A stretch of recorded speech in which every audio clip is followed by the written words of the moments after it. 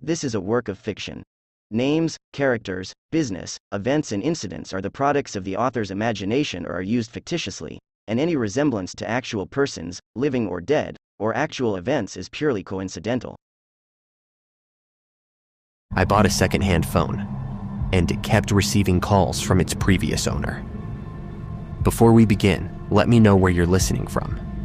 Are you at home, lying in bed, or perhaps listening alone in the dark? And if you have a type of horror story you'd like to hear next, share it in the comments below. Don't forget to leave a like and subscribe to the channel so you won't miss our next terrifying story. Now, turn down the lights, put on your headphones, and let's begin.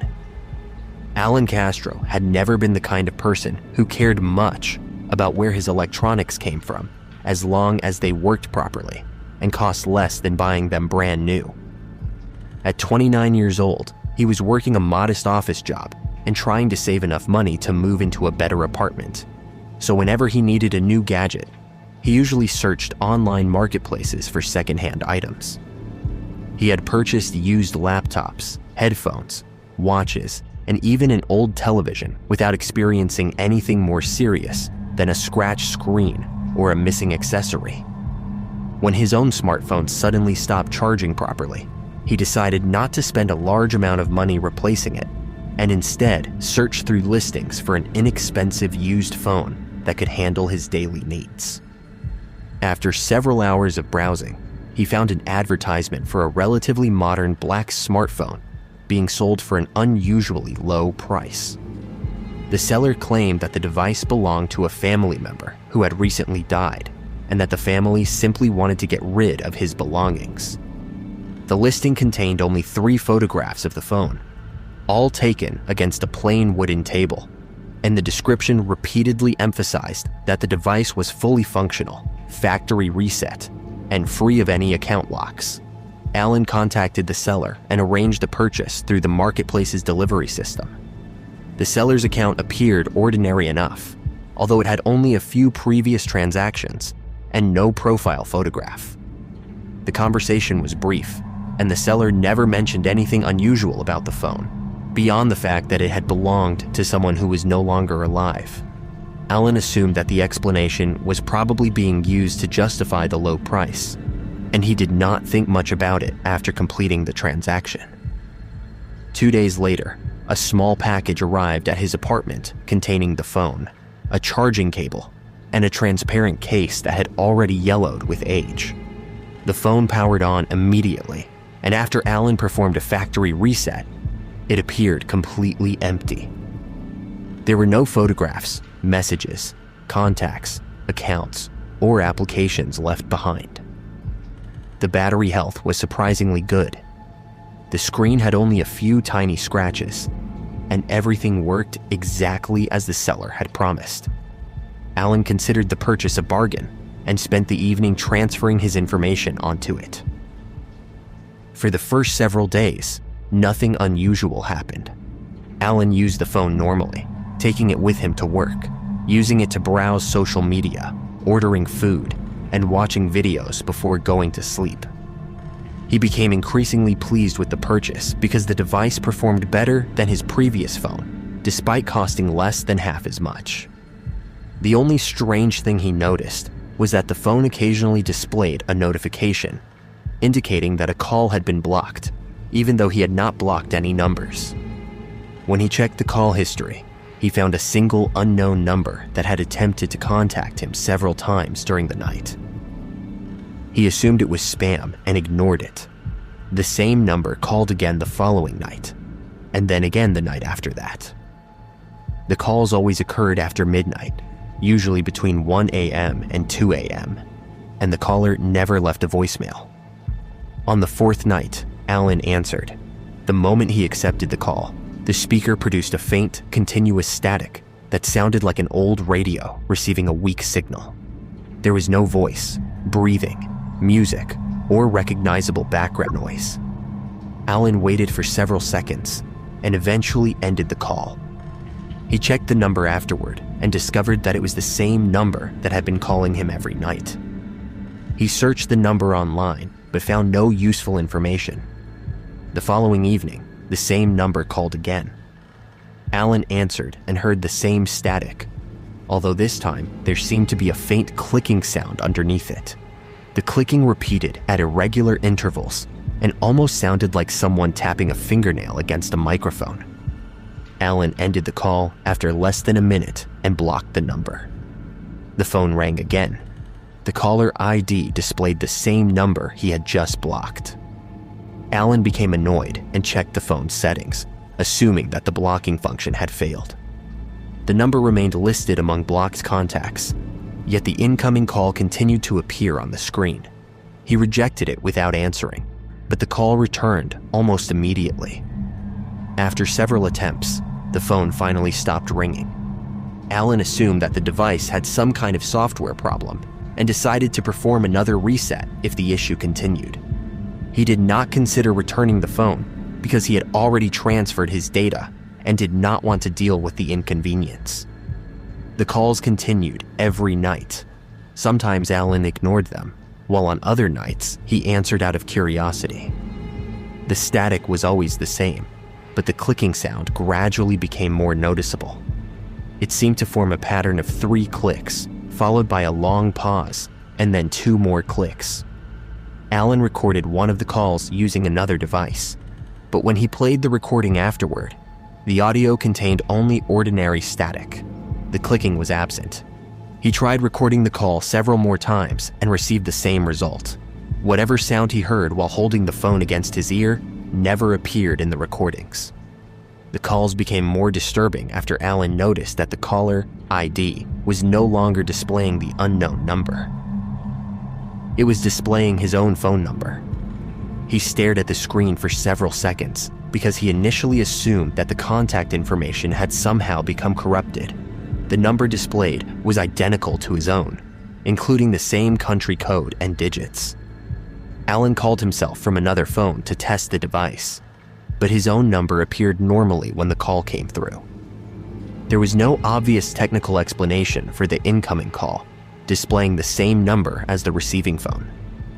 He checked the SIM card, restarted the device, and reset the network settings, but the problem remained. At 1:17 a.m. that night, his phone rang again. The screen displayed Alan's own number. He answered because he wanted to understand what was happening, and the static immediately filled the room. This time, however, something else could be heard beneath it. There was a faint sound resembling someone breathing very close to the microphone. Alan held the phone away from his ear and stared at the screen, but the call remained connected. The breathing continued, slow and uneven, and after several seconds, he realized that it seemed to match his own breathing. Whenever he inhaled, the sound on the phone inhaled a moment later. Whenever he held his breath, the sound on the other end continued breathing. Alan ended the call. His phone immediately displayed a notification informing him that a new photograph had been saved to his gallery. He opened the gallery and found a photograph of himself asleep. The image had clearly been taken inside his bedroom. Alan sat upright in bed and looked around the room. His curtains were closed, his bedroom door was locked, and there was nobody else inside the apartment. He checked the photograph's metadata and discovered that it had been taken at 1:17 a.m., the exact time when the call had begun. The photograph showed Alan sleeping beneath his blanket, viewed from the foot of the bed. The image was dark and slightly grainy, but his face was clearly recognizable. He checked the gallery again and found no other photographs. He spent the rest of the night awake. The following morning, Alan inspected the phone for signs of malware or unauthorized access. He changed his passwords, removed every unfamiliar application, checked the camera permissions, and performed another factory reset. He even covered the front and rear cameras with small pieces of tape. After resetting the device, he restored only the essential applications and left everything else untouched. He convinced himself that the photograph had been produced by some sophisticated spyware or remote access program, although he could not understand how an application could have survived a complete factory reset. The next night, another photograph appeared. This one showed Alan sleeping from the opposite side of the bed. The tape covering the rear camera was still firmly attached. Alan checked the photograph's metadata and found the same impossible information. The image had been taken at 1:17 a.m., yet there was no application listed as having accessed the camera. He inspected the photograph at maximum magnification and noticed something in the darkness behind him. At first, he thought it was a shadow from the curtain, but when he increased the brightness, he could see what appeared to be a human figure standing near the bedroom door. The figure was tall and extremely thin. Its face was not visible. Alan deleted the photograph. It returned several minutes later. He deleted it again and emptied the trash folder. It returned once more. The next morning, Alan searched the seller's account and discovered that the listing had disappeared. The seller's profile could no longer be opened, and the marketplace showed no record of their conversation. Alan contacted customer support and provided screenshots of the transaction, but the seller's account appeared to have been removed before he could submit a formal complaint. The only piece of information he still had was the delivery label, which contained an address in an older residential district several kilometers away. Alan went there after work. The address led him to a narrow street lined with aging houses, many of which had been renovated or abandoned. The building associated with the seller's address was an old 2-story house that looked unoccupied. The windows were covered from the inside, the front gate was rusted, and weeds had grown through cracks in the concrete walkway. Alan knocked several times but received no response. He was about to leave when an elderly neighbor across the street noticed him and approached. The neighbor recognized the name on the delivery label. She explained that the person who had lived in the house was a young man named Adrian Vale, who had died several months earlier. Adrian had lived alone after his parents moved overseas, and according to the neighbor, he had become increasingly isolated during the final year of his life. He rarely left the house, received very few visitors, and often remained awake throughout the night. Several neighbors had complained about hearing his phone ringing repeatedly after midnight, followed by long periods of silence. The neighbor said that Adrian had once told her that someone kept calling his phone from his own number, although she had assumed he was joking or experiencing some kind of technical problem. Alan asked whether Adrian had died in the house.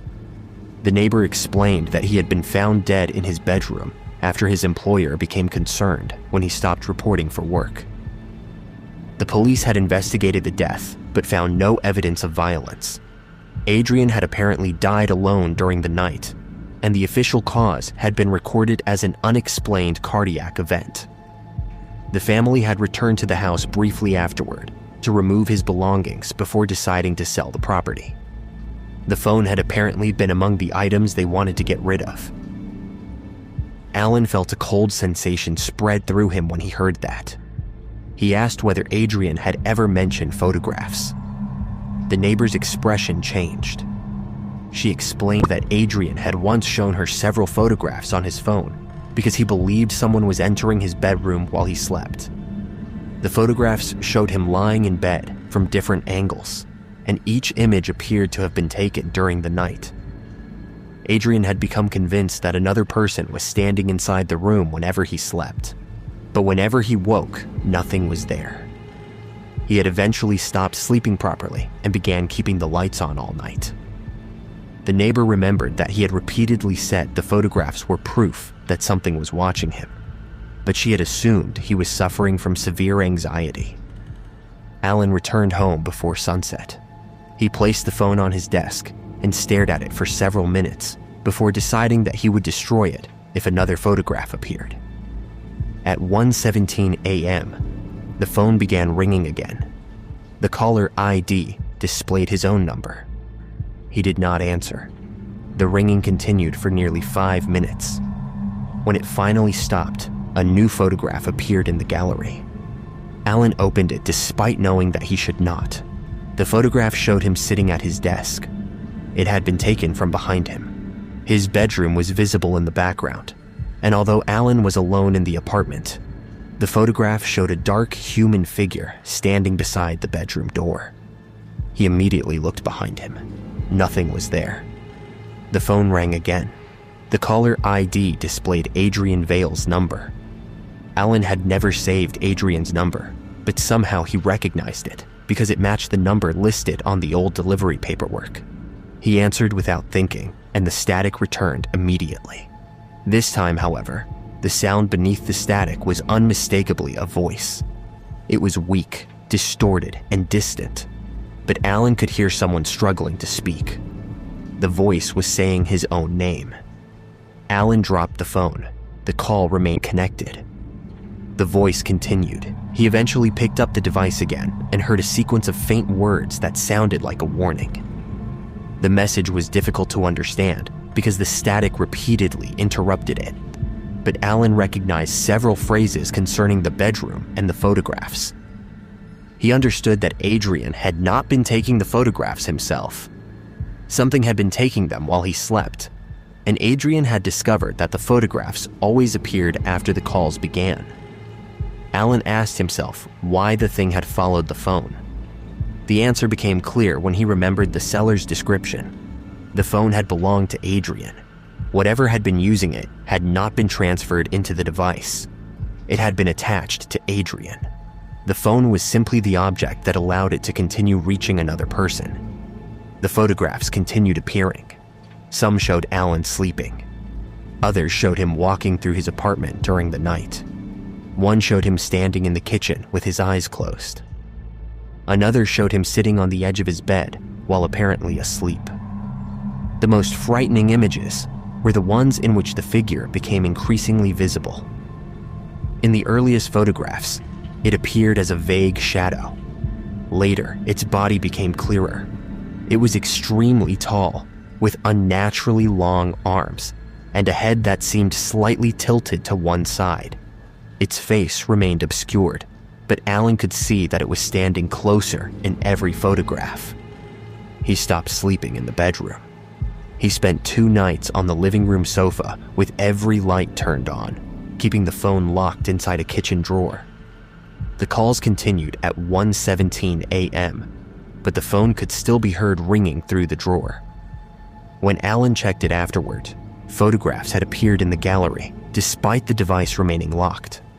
The images showed him sleeping on the sofa. The figure was standing behind him. Alan eventually contacted the elderly neighbor again and asked whether Adrian had left behind anything else. She remembered seeing a cardboard box carried out of the house after his death and explained that the family had given several of his belongings to a local charity. Alan searched online and discovered that one of Adrian's old notebooks had been donated to a secondhand bookstore. He found it 2 days later. The notebook contained pages of observations written during the final months of Adrian's life. Adrian had documented every call, every photograph, and every strange event with obsessive precision. He believed that the thing haunting him had first appeared several years earlier, after he purchased a used phone from another person. The previous owner had reportedly died alone in an apartment, and Adrian had initially experienced the same pattern of unexplained calls and photographs. The notebook revealed that this had been happening for generations.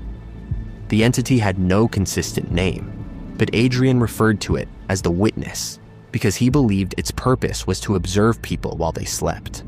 Every person who became its target eventually received the same calls, saw photographs of themselves sleeping, and eventually began appearing in photographs alongside the entity. Adrian had discovered that the phone was passed from one victim to another, usually through resale or accidental transfer. The entity remained attached to the person who owned the phone and followed whoever eventually acquired it. Adrian had also discovered the origin of the haunting. Decades earlier, a young woman named Elena Vale had lived in an apartment building that had since been demolished. She had suffered from severe sleep paralysis and repeatedly told her family that someone stood beside her bed whenever she fell asleep. Her family dismissed her claims until she began taking photographs of herself at night using a primitive camera. several photographs appeared to show a tall figure standing near her bed. She became convinced that the figure was waiting for her to stop waking up. One night, Elena failed to wake. Her family found her dead in bed the following morning. The official cause of death was never determined. The photographs disappeared. Her old camera was sold. Years later, the same photographs began appearing on other people's devices. Adrian believed Elena had not become the entity. He believed something had answered her fear. Whatever had been standing beside her bed had apparently been real, and after her death, it had continued searching for people who were alone and vulnerable during sleep. It did not simply kill its victims. It watched them first. It photographed them. It called them. It gradually convinced them that they were being observed until they could no longer distinguish sleep from waking. Adrian's final notebook entry was written only 2 nights before his death. He had discovered one final rule. The entity could not enter a room unless it had first appeared in a photograph taken inside that room. That was why it needed the camera. That was why the photographs mattered. Every photograph was an invitation.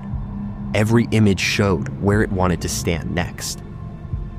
Alan realized with horror that he had already allowed it into his bedroom. He searched through his gallery and found hundreds of photographs that had not been visible before. They showed his apartment from impossible angles, including photographs taken from inside closets, beneath his bed, and from the ceiling. Some images showed Alan sleeping, while others showed him awake and completely unaware of the figure standing behind him. Then he found a photograph that made him stop breathing. It showed his bedroom from the corner near the ceiling. His bed was visible below. Alan was asleep beneath the blanket. Beside the bed stood the figure. Its face was finally visible. It belonged to Adrian. The dead man's eyes were open, his skin pale and gray, and his mouth slightly open as though he had died while trying to speak. Behind Adrian's figure stood another shadow, taller and thinner, with long arms reaching toward his shoulders. Alan understood what had happened to Adrian. The entity had not been haunting him because it wanted to remain with him. It had been using him. Adrian had become the thing that appeared in the photographs before the entity moved closer to the next victim. The phone rang. The caller ID displayed Alan's own number. He did not answer. The phone continued ringing until the screen changed. A new photograph appeared. Alan opened it with trembling hands. The image showed his bedroom from the same corner as the previous photograph. But this time, Alan was awake and sitting on the edge of the bed. His face was turned toward the camera, his expression frozen in terror. Behind him stood Adrian, and beside Adrian stood the tall figure. The bedroom door was visible in the background. It was open. Alan looked toward the actual bedroom. His door was closed. The phone rang again. The caller ID displayed Adrian's number. Alan finally understood why Adrian had kept documenting everything instead of simply destroying the phone. Adrian had been trying to determine whether the entity could be stopped, but every attempt had failed because the object itself was never the source of the haunting. The phone merely carried the connection from one victim to another. Destroying it would not destroy what followed the owner. The only way to break the sequence, according to Adrian's final notes, was to ensure that the next photograph showed the entity without its current victim. Alan realized that the photographs were not merely evidence, they were stages. The first photograph showed him sleeping. The next showed the entity at a distance. The following photographs showed it approaching. Eventually, the entity would stand beside the bed. Then the victim would disappear from the photographs. The final image would show only the entity. Adrian had reached that stage. The photograph of Adrian standing beside Alan's bed was not a warning. It was evidence that Adrian had already become part of whatever lived inside the phone. Alan spent the rest of the night sitting in the living room with the phone placed on the floor several meters away. He refused to look at it again. But at 1:17 a.m., the ringing began. The sound continued for several minutes before stopping. A notification appeared on the screen. A new photograph had been saved. Alan did not touch the phone. Another notification appeared, then another. By sunrise, there were 17 new photographs.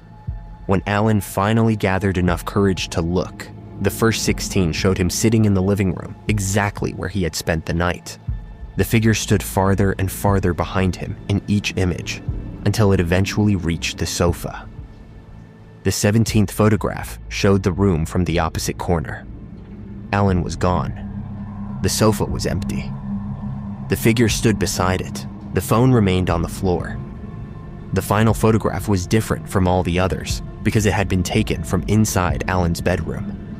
The camera was positioned high in the corner near the ceiling, looking down toward the bed. The room was dark except for the pale light coming through the curtains. The bed was empty and Alan was nowhere in the photograph. Standing beside the bed was someone who had not appeared in any previous image.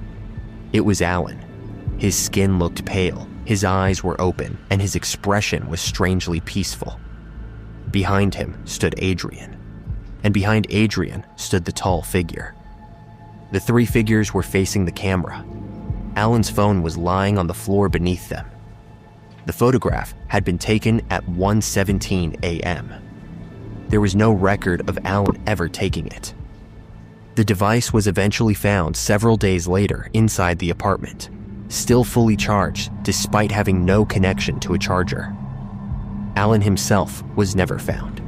The authorities initially suspected that he had left voluntarily, but his belongings remained in the apartment. His bank accounts were untouched, and there was no evidence that he had traveled anywhere. The secondhand phone disappeared from the evidence room before the investigation was completed. Several months later, a new listing appeared on an online marketplace, offering a used smartphone at an unusually low price. The description claimed that the device was fully functional, recently reset, and had belonged to a deceased family member whose belongings needed to be sold quickly. The seller's account had no photograph and almost no transaction history. The phone came with a charging cable and a transparent case that had already yellowed with age. The listing contained 3 photographs. The first showed the phone lying on a wooden table. The second showed the phone from another angle. The third showed the phone resting beside a bedroom window. In the reflection of the window, a tall figure could be seen standing behind the person taking the photograph. And inside the phone's gallery, although the device had supposedly been factory reset, there was already one photograph waiting. It showed a stranger asleep in bed. Standing beside the bed was Alan Castro. His face was pale, his eyes were open, and one hand rested against the mattress, as though he were waiting for the person beneath the blanket to wake. The photograph had been taken at 1:17 a.m., and the phone was already ringing.